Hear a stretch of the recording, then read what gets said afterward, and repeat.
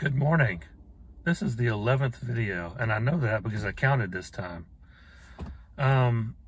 So today I want to talk about knowledge by memory. And whenever this subject has come up in the past, it never fails that somebody will say, memory is notoriously unreliable. But and I guess, memory can be unreliable, but have you ever stopped to think about how much of what you know depends on your memory? In the previous videos, I talked about knowledge from sensory experience and knowledge from past experience and things like that. But if you think about it, none of those experiences could tell you anything, could give you any knowledge today unless you relied on your memory of having had those experiences. And so nothing you learned in the past could give you any knowledge today unless you remember having learned it. And that's true with everything you've known, everything you've figured out in the past. But it also, imagine just trying to have a conversation with somebody if you couldn't remember what you were talking about. I mean, like, say somebody says something to you and you're ready to respond, but you don't remember what they just said. And what if you're like in the middle of a sentence and you can't even remember how the sentence started? So we rely on memory for the vast majority of what we know. The only thing that we don't rely on memory for is what we are experiencing at this very moment. And I guess that's a lot of stuff. I mean, at this very moment, it's cold. So I know right now it's cold. But if you think about it, the whole idea that there even is a past that your memories correspond to is not something that you can prove. Because it's at least, you run a scenario that's similar to, in the case of sensory perceptions, there's scenarios involving brains in vats, or Boltzmann brains, or just disembodied minds, or whatever. There's all kinds of scenarios under which you can have a mind without an external world, because you just have perceptions. The same thing can be said about memory. You can imagine a scenario, some people call this last Thursdayism, or say last Thursday you came into existence, and whatever brought you into existence, you can say the evil demon of Rene Descartes, they implanted all these memories in your head of a past that never actually happened. The world would look exactly the same whether that were true, or whether the past existed or not. It's possible you just popped into existence, a couple of seconds ago, and you were complete with all these memories of a past that never happened. So given that possibility, it's impossible to prove that any of your memories correspond to a past that actually happened.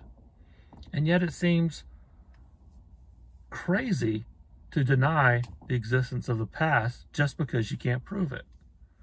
It seems crazy to say that none of your memories correspond to anything that actually happened just because you can't prove it.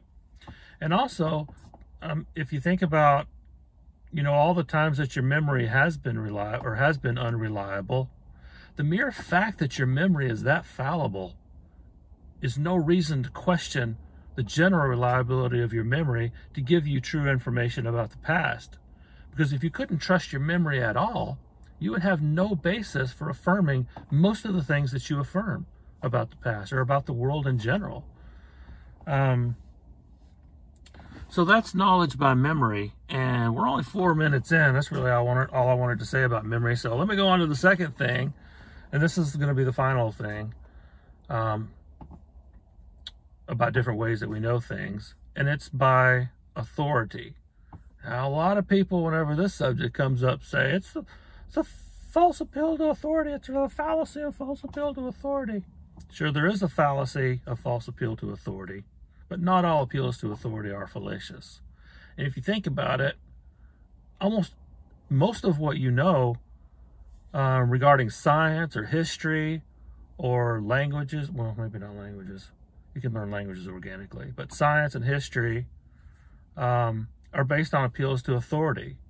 Now, it's pretty typical that people will say, you know, you should believe this or that historical thing, or this or that scientific thing, because science has proved it. You know, there's all this overwhelming scientific evidence that these things are true. But the fact of the matter is, you didn't prove those things. Even if you are a scientist, it's likely that your field of study is very narrow. Most of the things you know about science, you learned that from somebody else. You learned it from a teacher or a book, or you read it somewhere. So you're basing your knowledge on authorities. And so, I mean, you can list a few of these things. How do we know that the Earth orbits the sun? Well, it's very unlikely that you got out a telescope and you drew all these things and you did the math and you figured out that the Earth must orbit the sun. You rely on authorities for that information. And the same thing is true of you know, the idea that there was this big war between the Sioux Indians and the American government in the 1870s. Maybe you don't know about that. That's one of my interests. But anyway, I mean, you can just pick anything that you know about history. How do you know that there was ever a Roman Empire?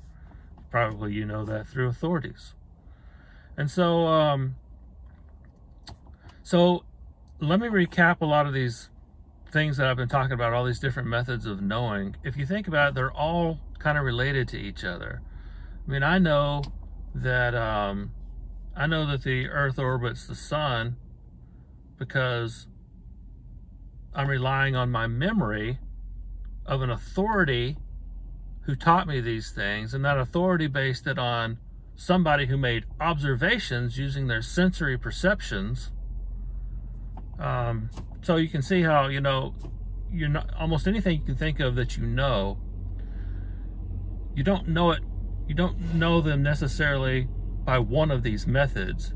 You know it as a result of the combination of all these methods.